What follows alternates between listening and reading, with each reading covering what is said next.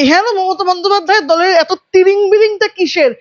কোন রাজনৈতিক দল, একটি ন্যাশনাল পার্টি, তারা একটি সিদ্ধান্ত নিয়েছে কাকে পূর্ণমন্ত্রী করবে, কাকে আধা মন্ত্রী করবে, কাকে প্রতিমন্ত্রী করবে, কাকে দিয়ে দল অন্য কাজ করাবে।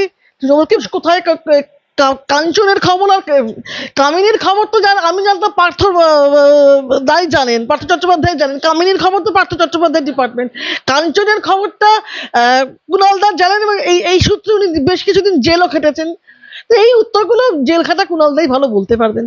42 হচ্ছে, হ্যাঁ 42-এ 3টে হচ্ছে, আমি তো বলবো অভিনেতা, ক্রিকেটার ইত্যাদি।